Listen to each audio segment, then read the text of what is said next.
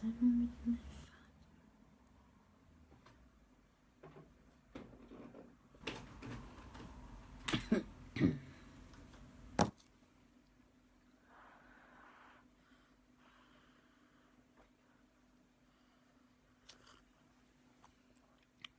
evening po.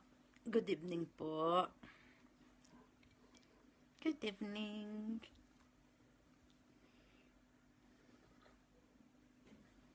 Good evening.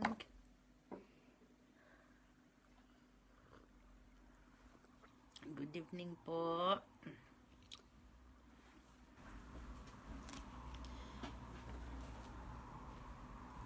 Good evening po. Thank you, Lord.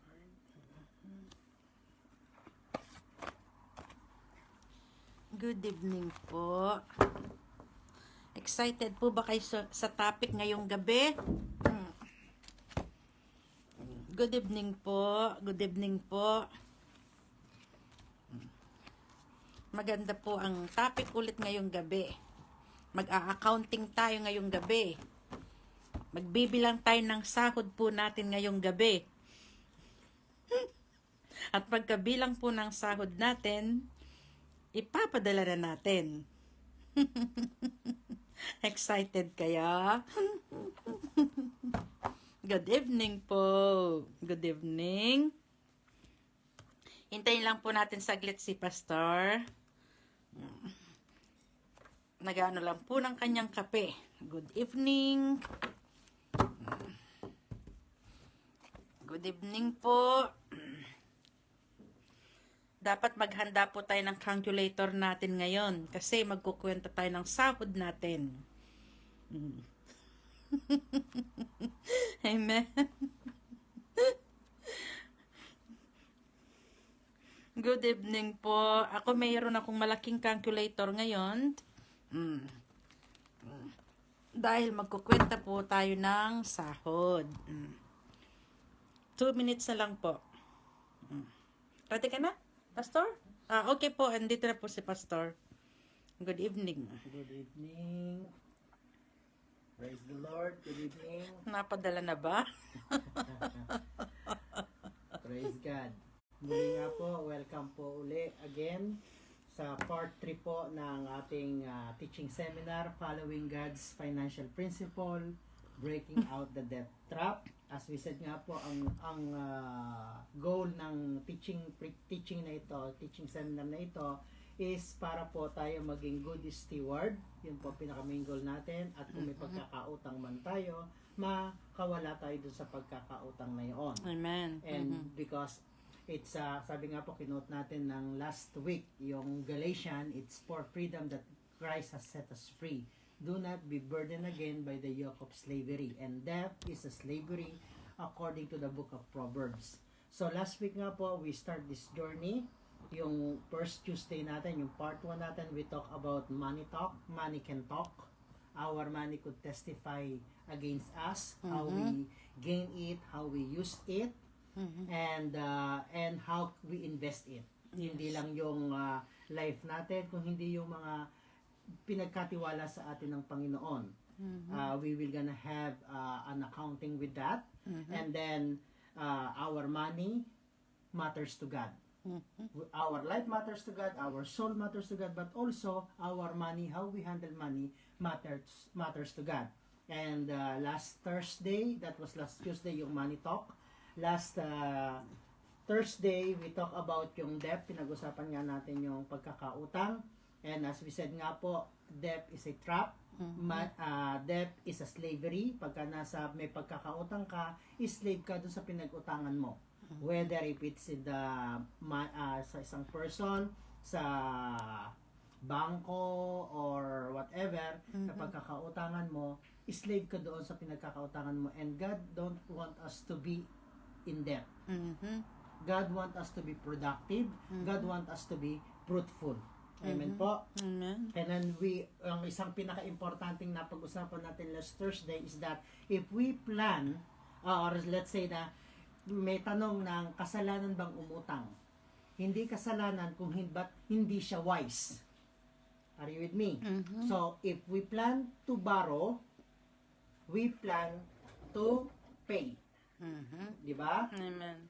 May kailangan, kung may plano tayo ng uutangan or mag-uutang ka para sa ganito, para sa ganyan, kailangan may plano rin tayo paano natin mababayaran. Amen. Yun ang pinaka-importante sa lahat. Because nga po, there are circumstances in life that you are pushed to do so. But, huwag niyong hayaan na 10 years, 5 years, got out of the debt as fast as you can. Yun po ang pinaka-importante. Why? Because it matters to God. Nga rin po, because we became a bad news instead of a good news. Yeah. Like example nga po, example natin yung quote ng some of us, favorite natin yung Psalm 23. The Lord is my shepherd and I lack nothing. And there is a verse in the Bible that said that our God will provide all our need according to His richness and glory. Kung yung mga verse na yon at mga pangakong yon hindi natin pamuhay, we became a bad news. Especially ang kung uutangan mo ay non-believer. Yeah. Or let's say nga po, uutang ka sa labas ng church. Are you with me? So, we misrepresent the kingdom of God. And sometimes nga po, there are circumstances kung bakit tayo nangutang or nabaon sa utang. But there are also sometimes nga po na minsan is we tried our best na ibigay sa pamilya natin ang hindi natin kaya. Yeah. Tinatry natin kayanin pero hindi natin kaya. As we said nga po, we could not give the things that we do not have. Amen? So, dun po nagtapos yung last week natin and we will gonna continue po for today. Papasok na po tayo sa principle. There are 5 principle, biblical principle how to get out of the debt trap or how we can steward our money. And before we go through that, let's pray at babalik muna tayo ng 2 verse sa about debt. Okay? Let's pray po. Hallelujah. Hallelujah. Father God, once again, Yes, Jesus. we give glory to your name. Hallelujah. Lord, it's a privilege, O Lord God, to pass on what you have given to us. Lord, you have opened our eyes to see, ears to hear, and Lord, you have set us free years back. And Lord, it's a joy for us to share or to pass on the teaching that set us free Amen. financially. Yes. And Father, in Jesus' name, Lord, continually to open our ears to hear what the Spirit is saying. As we prayed last week, Lord, even while we are listening to your word, Lord, you will be at work. Your Spirit will be at work in our heart and into our mind and into our situations, oh Lord God. If we are into that trap, Lord, set us free. Hallelujah. And if we are not into the trap, Lord, teach us to be a good steward. Yes, And Lord. how can we help others who are into that trap? Amen. Father, in Jesus' name, Lord, we pray for a teacher's anointing. Lord, we pray for spirit of understanding. Amen. We pray for your freedom, Lord God, Amen. for our brothers and for our sisters. Yes, Lord, Lord. we pray that we will be productive, we will be fruitful, oh Lord God, even in the times such as this. As we have declared your word that in the days of Hallelujah. famine, we will enjoy plenty. Lord, we will be disciplined, we will be productive. Amen. In Jesus' name. Amen. Amen and amen. Amen. Thank you, Sabi Lord. nga po, we talk about that debt is a slavery and God don't want us to be at debt or to remain in debt. Amen. Are you with me? So, there is a story in the book of Acts, Acts chapter 4. Bago tayo pumunta po sa principle number 1, book of Acts chapter 4. Book of Acts, chapter 4. I teach this in the Acts of the Believers. It's a teaching series, in one of the series. Acts chapter 4, verse 32 to 36. Are you with me? Acts chapter 4, from verse 32 to 36. Let's start our journey with that before we go to the 5 principles or one of the 5 principles of finances. It's written, all the believers or Christians, mananampalataya, were one in heart and mind. They are in unity. They are in one heart They are in one mind. No one claimed that any of their possession was their own, but they shared everything they had. They learned the principle of sharing. Okay? With great power, the apostles continued to testify the resurrection of the Lord Jesus, and God's grace was powerfully at work in them all. Verse 34, that there were no needy person among them. That really struck my heart and my attention while reading the book of Acts. They said that they were no needy person among the believers. No one lacks nothing. Hello? No one is in debt. Are you with me? He said, God's grace was so powerful at work in them, all that there were no needy person among them. For from time to time, those who owned land or houses sold them, brought money from the sales, and put it at the apostles' feet, and it was distributed to anyone who had need. In short, they take care one another. Hello?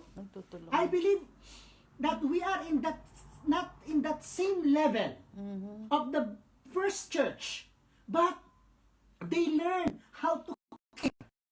They learn how to be sister's keeper, brother's keeper. They try to find the need of each other. Yeah, amen. Hello, are you hearing me? That really struck me for a long time. Acts chapter 4, verse 34, that there were no needy person among them. Because they are in one heart and in one mind. Amen. Hindi sila nagpapaligsahan. Hello? Wala sa kanilang selfish. Hello? They learn to care. Yeah. They learn to love. Are you with me? Now, Romans 13 verse 8 says, okay? Romans 13 verse 8. In NIV version, this is what it's written.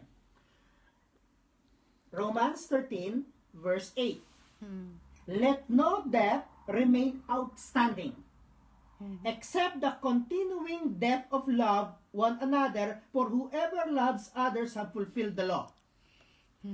Ulitin natin, let no debt remain outstanding except the continuing debt of love to one another. For whoever loves others have fulfilled the law. Whoever cares to one another fulfill the law.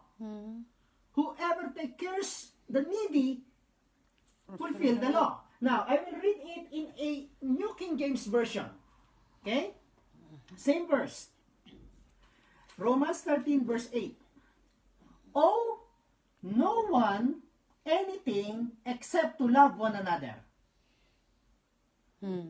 Owe no one, huwag kang mangutang kanino man or anuman, except love one another, for whoever loves another has fulfilled the law.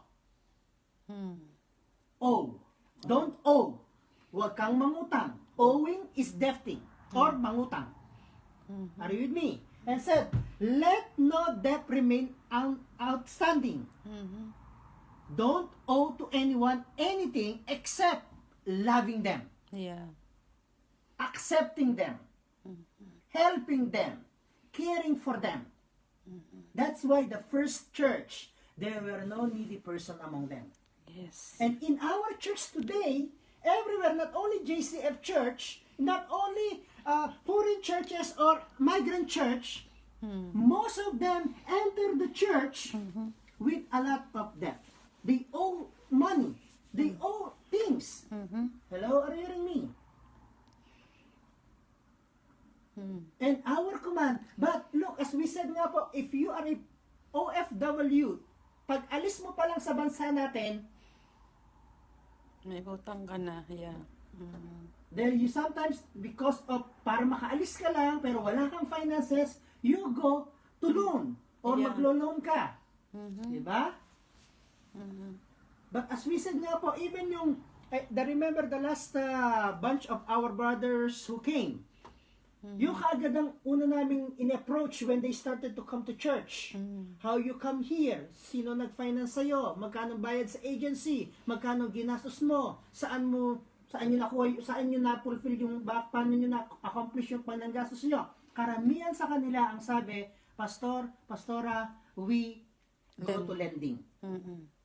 Ang advice namin sa kanila, immediately don't miss paying. Yes. Try your best na unahin yun so that you will be out of that. Mhm. Because otherwise, magbabayad ka lang na magbabayad ng interest. Mhm. Hindi ka makakaahon sa pagkakautang if you don't plan your salary. Yes. Hello? Amen. Even though that time our church could not able really to help that much, but through prayer, through advice, through counseling, we care, we advise them to get out of that. Yes. And most of them, Mm. they nakapagbayad sila after a year or more than a year. Mm. Hello? Yeah. Imagine if hindi nila inuna yon, they until now, they will be here like more 2 years. Inabot na sila dito ng pandemic. Are you with me? So, as a church, Mm. as a believer, we have to advise them. Yes. Some receive advice, some don't receive advice. Mhm. Pag malala na, doon uli lalapit. Mm. And that's a sad part. Yeah. Hello? Because if you are part of the family, you open heart. Yeah. As much as you could help, help. Mhm. Now, if you could not provide yung sa financially, there are prayer. Yes. Amen. Hello? God could intervene. God could make miracles. God could make a way when there seems no way. As long as we said nga po, as long, sister, you have conviction in your heart and you cry out to God, Lord, I don't want this situation. Yeah. Hello? Are you hearing me? Mhm. Because we could not help, God could not help if there is no conviction in your heart. If nag-i-enjoy ka sa situation mo. Mm. Hello? Are you hearing me? Are you with me? Amen. Praise the Lord. So, we will gonna move from debt to principle. Are you with me? So, yung principle, actually, itong 5 principle ng financial freedom, this really helped me a lot, or me and Pastora help us, this teaching, this principle, when we apply it, it help us a lot. Yes. Are you with me? It's So, true. tonight nga po, I'm trying to check ang maybe 1 principle lang ang take up natin or 2 principle, let's see yung time. Pero Yeah. unti-untiin natin, Mhm. ihinay-hinayin natin. Mm. Okay? Itong entire teaching have 5 principle. Okay? Tonight we will take 1 or 2. We will see yung time. Now, what is principle? Principle is a personal or a specific basis of conduct of management. Ito yung guide. Ito yung guide na ia-apply mo.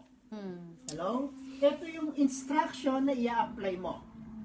Ito yung basis ng papaano mo hahawakan ang finances mo. Yes. Hello? Are you hearing me? This is how it will gonna work. Not based, this principle is not based on my understanding, but based on financial understanding biblically. Yeah. Okay? Amen. This is the one, the principle, it is the system that will gonna rule you. Mm. Okay? It is the system that you could follow. It's like, it is, tanggalin natin yung system, it will be the instruction Yeah. that you should follow. Mhm. Hello? Amen. Mhm. It is, it should be observed. Mm. Because ito yung magiging guide. Ito yung ia-apply mo when you want to be financially free. Mm. This is the principle that you should follow. Mm. Okay? Now, yung first principle is principle of accounting. Means, kailangan meron tayong record. Proverbs 27:23 to 24. Proverbs 27. Proverbs is a book of wisdom. Okay? So, we need wisdom how to handle finances. 27. Proverbs 27. Okay? 23 to 24. Are you there? Amen. Ulitin natin. Proverbs 27, 23 to 24. Unfortunately, wala tayong board na pwede kong sulatan like previous spiritual journeys natin or previous teaching natin because nasa church po yung malaki nating board. So, that's why yung taintin natin. Proverbs 27, 23 to 24, it's written, "Be sure you know the condition of your flocks. Give careful attention to your herds. For riches do not endure forever, and a crown is not secure for all generation." Now, be sure to know the condition of your flocks and give careful attention to your herds. Sabi ni Solomon is, alamin natin nga yung condition ng flocks. Bakit flocks and herds ang nakasulat sa Proverbs? Because doon ang gagaling ang finances nila. Yun yung business nila. Mapadami nila yung flocks, marami silang income. Are you with me? Amen. Pagka nakapagbenta sila ng flocks, dumami yung herds nila na inaalagaan nila sa field, malaki yung income nila. Amen. Na kung hindi mo alam kung ilan yung inaalagaan mo, you are lost in the wilderness. Hello, are you hearing me? Be sure that you record everything. Now, keep good accounting. This is the starting point.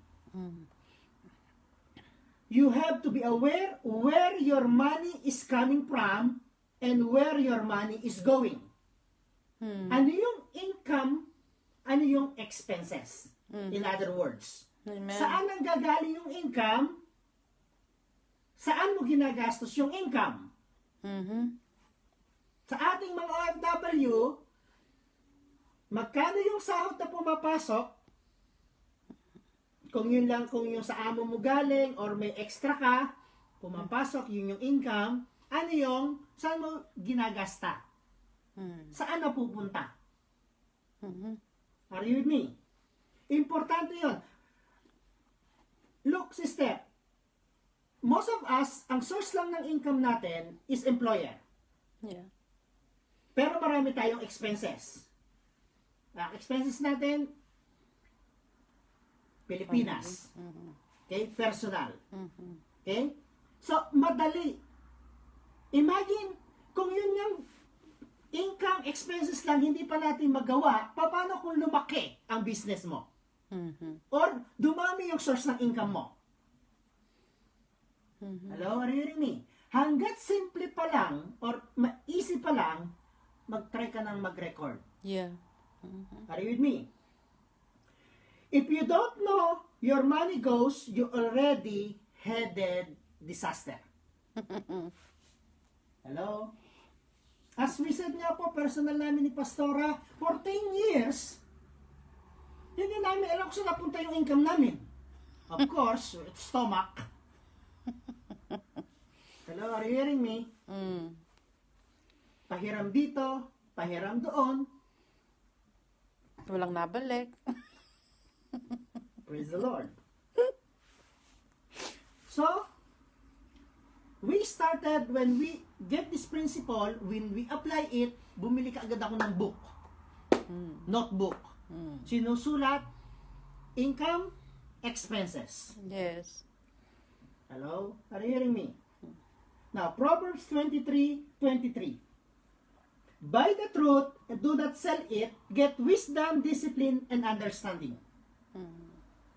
Hello? Are you hearing me? Yun ang advice ni Solomon. Try your best to buy understanding, wisdom, discipline. Hello? Means, sabi ni Solomon, take everything, pay it, or apply everything that will gonna help you to have a good record. By wisdom. Wisdom how to take care of your finances. Yes. Understanding how to take care of your finances. Have a principle how to take care of your finances. Have a guideline how to take care of your finances. Hello? Yeah. And one of that is have a good record. Yes. Sister, mura lang ang notebook. Hello? Or simpleng papel. I-record mo. March. Income. How much? Expenses. March. 400 hello? income. Now, nung sinimula namin itong financial journey, we really sit together as a family. Yes. That time, Natasha was small. Yes. Okay? But Natasha witnessed. Sabi nga ni Natasha, kung hanggang ngayon, kuha pa niya. Pastora! How much, sister? How much you need? Hanggang ngayon, kuha ni Pastora yung scene na yon. Ni Yung eksena Natasha. na yun. Ni Natasha. Okay? But we sit together as a family. Look, sabi ko, meron pa tayong pagkakautang. Ito yung pera natin. We have to be set free. Yes. Now, dun sa principle ng accounting, merong 4 na importante dapat na nasa record. Or na dapat natin inire-record. Hindi lang income expenses, okay? First is what you own. Ano yung meron ka? Own. O-W-N. Ano yung pag-aari mo? Kung may pera ka sa bangko, you own that. Kung meron kang lupa, bahay, you own that. Hello? Are you hearing me? Kung may business ka, you own that. Are you with me? So, yun yung unang kailangan, ano yung property mo? Yeah. Ano yung pinagkakakitaan mo? Okay? Ano yung meron ka ngayon? Isulat mo. What you own. Bahay, lupa, tricycle, motorbike, cellphone. Are you with me? Computer. I-own mo yung pag-aari mo. Bag, shoes.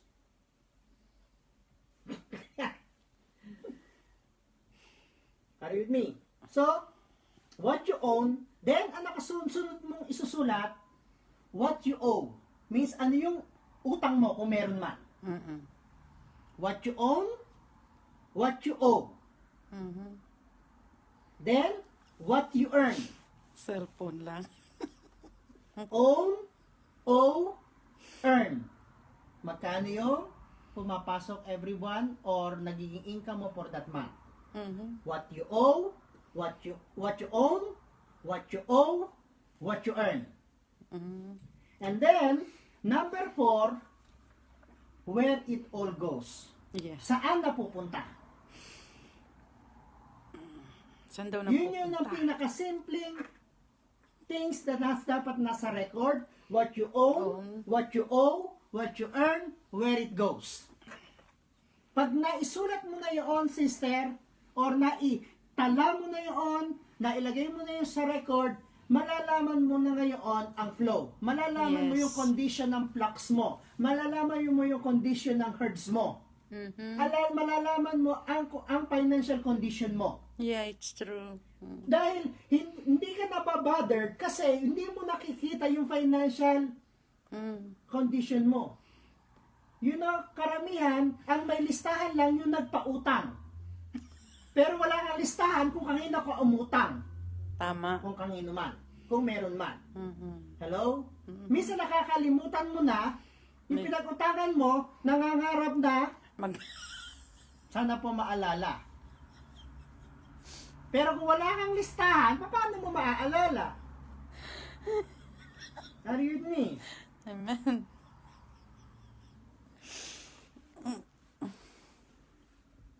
What you own, what you owe, what you earn, where it goes. Ganun tandaan. What you own, what you owe, what you earn, where it goes. Yun yung first step ng financial freedom. Dapat itala. You have to write it down. Hello? Are you hearing me? It's true. Keep a good record. Whatever you do, keep it on record. Whatever you spend, keep it on record. Yeah. You know? Amen. If you have savings, keep it in record. All these things. Sabihin natin, Pastor, wala akong time para dito. Sister, nobody has a time to do that. Yeah. But, if you will apply a principle, yun yung unang principle. Kailangan mong gumawa ng time. Look, sister, sometimes, we have a lot of time to worry, to think, kanino ka mangungutang, or to think kung papaano ka makakabayan. Or to think, ano yung pinapangarap mo. Sister, kung marunong ka mag-worry or mag-think, yung tinink mo, isulat mo, ilista mo. Amen. Minsan nga, pangarap ka ng pangarap, pero wala kang itinatala. Hello? One example, when yung bago ako pumunta ng Cyprus, I don't know kung nasa na yung record book na yon. Hindi ko tinapa nakatago. Meron akong notebook na makitid. Manipis. Ang nakasulat doon ay 22 years old plan or 23 dream, something like that. Plan or dream, either of the two. Ang nakasulat doon. Nakatala doon, dahil yung time na yung ginawa ko yun, nag-a-apply na ako ng papuntang Cyprus. Alam ko na exactly, based sa contract, kung magkano yung magiging salary ko. Nakasulat din doon, ano yung yung utang na babayaran ko bago pa ako umalis. Hello? Are you hearing me? Yes. So, I learned to write down. This month to this month, kasi noon, mahal ang yung padala. So, every 2 months or 3 months ako magpapadala. So, eto yung ipapadala ko, mababawasan. Next 3 months again, or 2 months, etong papadala ko, eto na lang. Kumbaga, nalalaman ko yung condition ng financial flow. Yes. Nakakabayad ba ako? Hindi ba ako nakakabayad? And beside to that, pag nabayaran ko na, ano yung susunod kong gagawin? Nakasulat doon, mag-i-invest ako, magpapagawa, of course, meron tayong pagka-probinsya, pwede ka mag-alaga ng baboy, pwede ka mag-alaga ng manok, pwede ka magpa-alaga ng hayop. Kung meron ka man naman lugar, pwede ka okay, that time, uso yung tricycle. Pwede din yung jeep. So, all these things, nakatala. Years. This year, ito yung maa-accomplish. This year, ito yung maa-accomplish. Nandun yun sa notebook kong maliit. Hello? Are you hearing me? And that record book helped me a lot to be disciplined. Yes. Sister, that time, ang salary namin is pounds, not euro. Okay? Umabot ang salary ko ng 300, I think, nag-start ako ng 260 pounds or 270 pounds. And out of that 270 pounds, ang binabudget ko na allowance in 1 month is 20 pounds. But ang una kong ginawa, ang una kong tinarget, makalabas sa pagkakautang. Hello? And that accounting helped me a lot. That small book helped me a lot to keep my focus. And that time, wala pa ako sa Panginoon noon. Yeah. And it's like, when I learned about these finances, about record, it flashed back. And time to time, when I am preaching and teaching, ibinabalik ko sa inyo ang question, bago kayo pumunta ng Cyprus, ano yung pangarap nyo? Ano yung reason bakit kayo nag-apply ng Cyprus?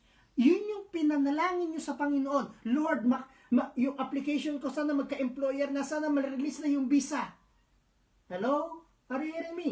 Pero pagdating nyo ng Cyprus, nakalimutan ninyo yung ipinapanalangin nyo. Amen. Nakalimutan ninyo yung pinapangarap ninyo. Why? Because wala kayong record. Yeah. Amen. Or kung may record man, sister, nakatago na.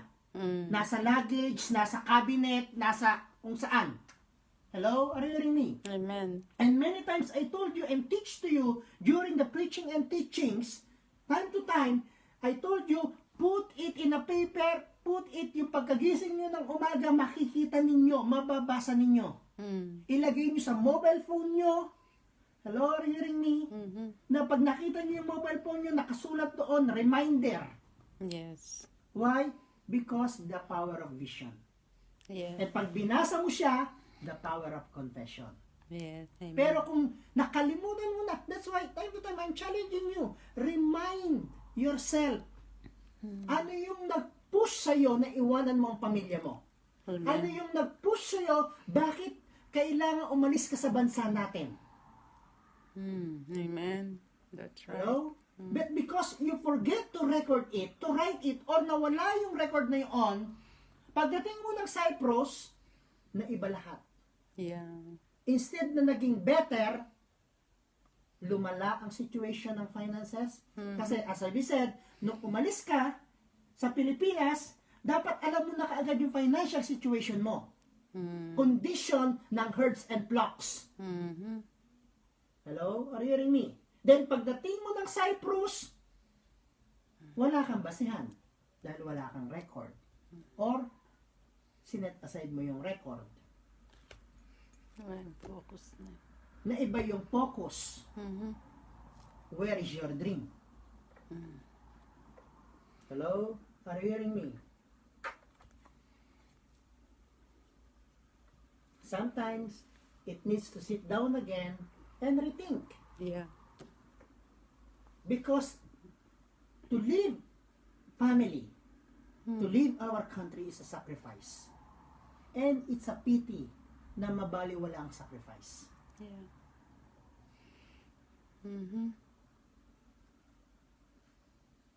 Hello? Yeah. Know the condition of your flocks. Know the conditions of your herd.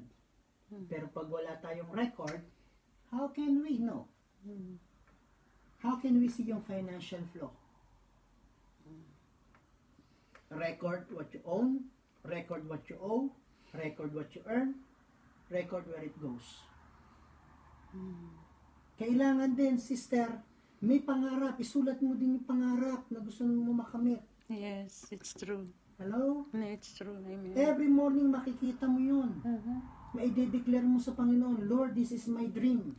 Lord, this is the purpose why I left my family, why I left my country. Sometimes, yung iba sa inyo, iniwan ninyo yung magandang work na sa Pilipinas. Dahil akala ninyo, mas greener ang grass dito. Hello? Yun ang pag professional, nag-a-apply sila sa mga I'm seeking for a greener pasture. Sister, kahit saan ka pumuntang greener, pag wala kang shepherd, walang mag-guide. Amen. That's right. Hello? You don't need to look for a greener pasture. You need to look for a shepherd that will guide you and lead you. Hello? I go to Europe because it's greener pasture. I go to America because it's greener pasture. I go to Canada, it's white pasture. It's snow.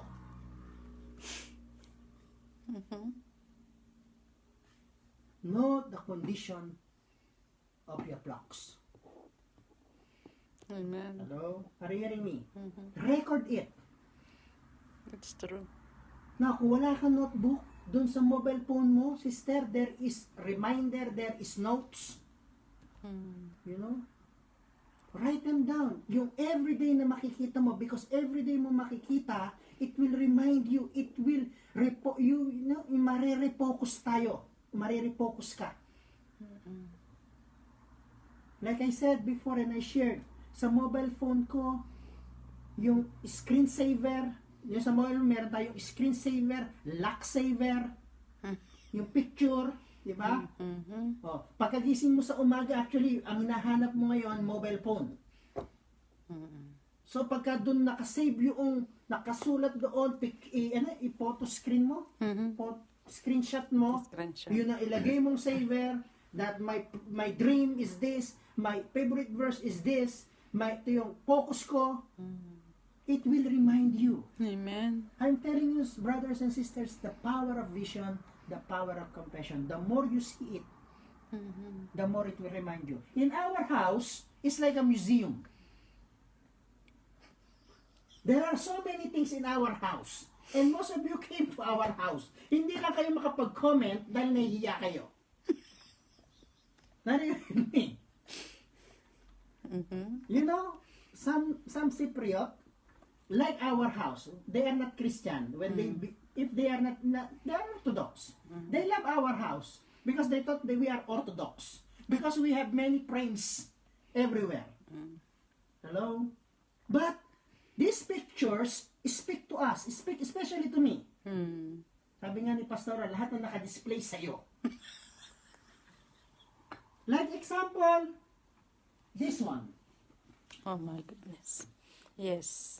This is a picture of Mary Magdalene, the one that washed Jesus' feet Yes. with tears. When I see that, power of vision, it speaks to me about forgiveness.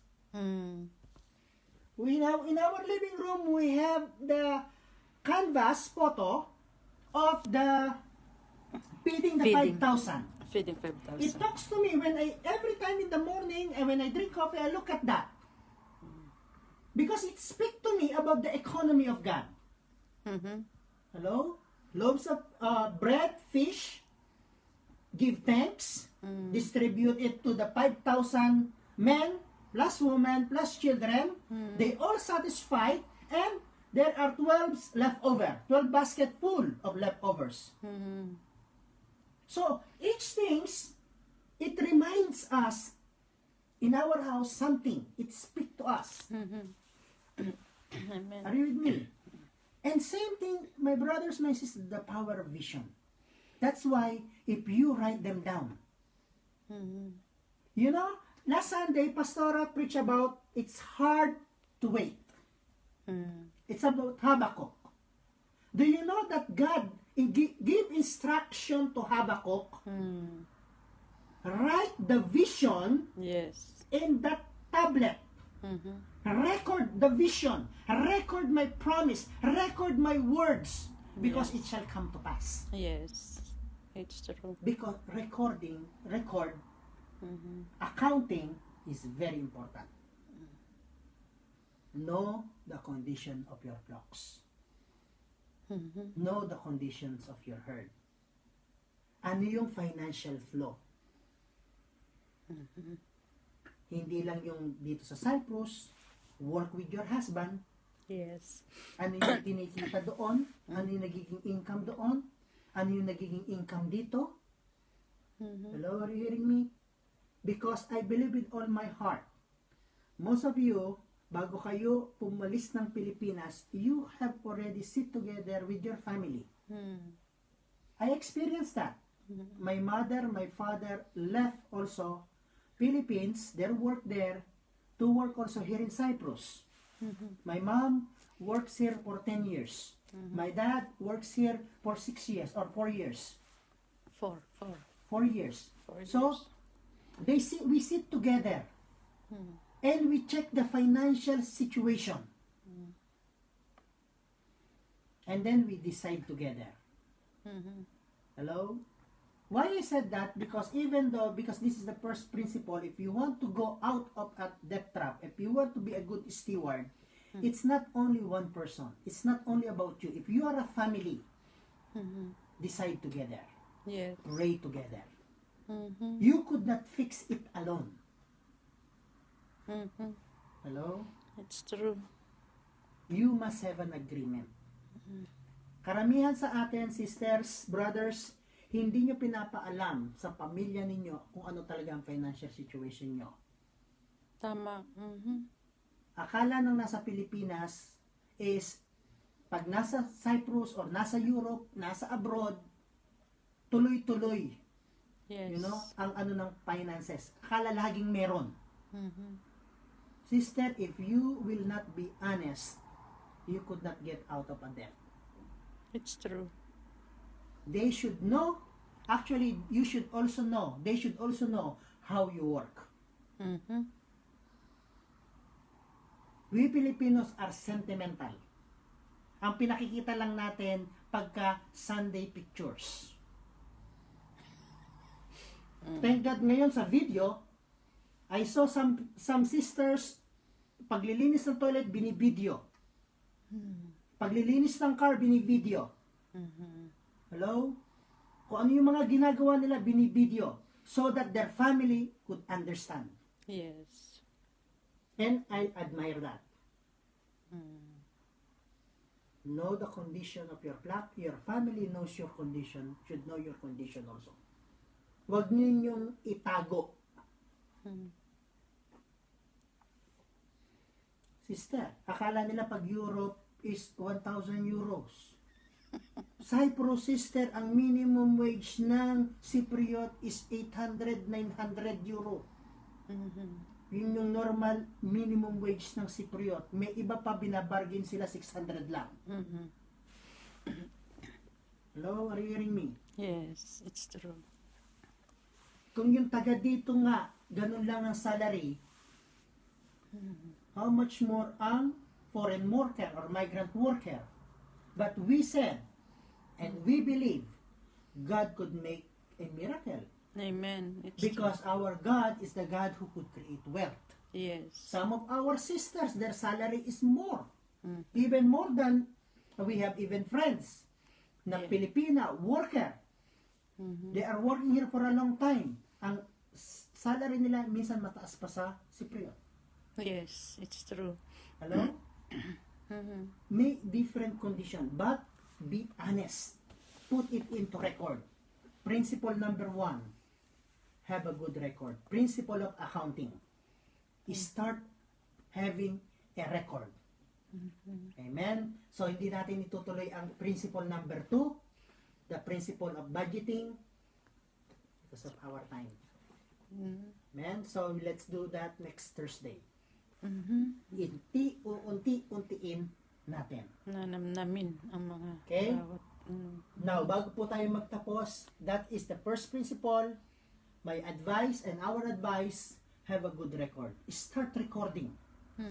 Okay? Next Thursday, I will try to pull out yung file or papers ko na nasa office because I spend many hours sa office where I work. And in my office, I could make photos or I could bring the paper. I have one big file of records. And I'm happy to share that to you. Amen? So let's pray po. Hallelujah. Father, in Jesus' name, Lord, thank you that this teaching became a heart-to-heart talk. Hallelujah. And I know you are the one talking to our hearts. Hallelujah, Lord. You are the one directing us. Lord, thank you for that words in the book of Proverbs that said to know the condition of our flocks, to know the conditions of our herds. Amen. And Lord, help us to apply that principle. Even though we have a simple income, simple expenses, Lord, teach us to make it a habit, Amen. to write down everything. What we own, what we owe, what we earn, where it goes. Lord, teach us your ways. Even you, from the beginning to the end, you are keeping record.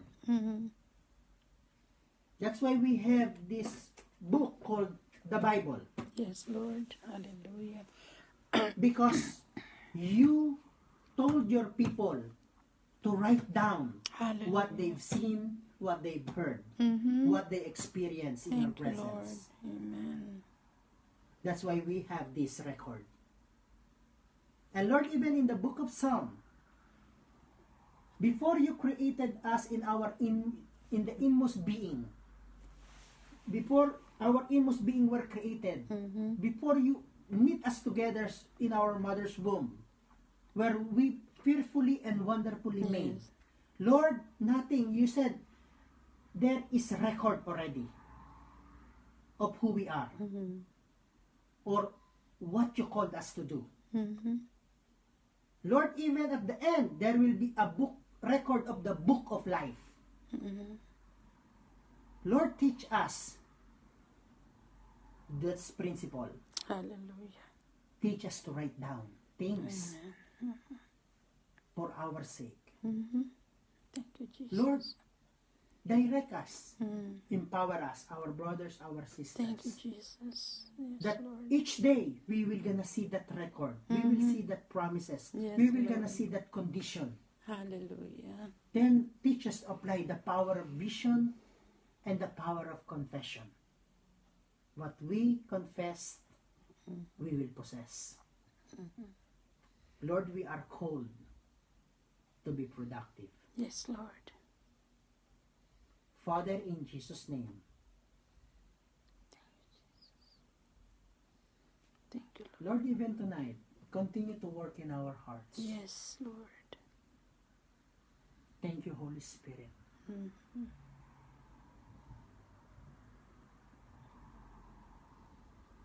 Thank you,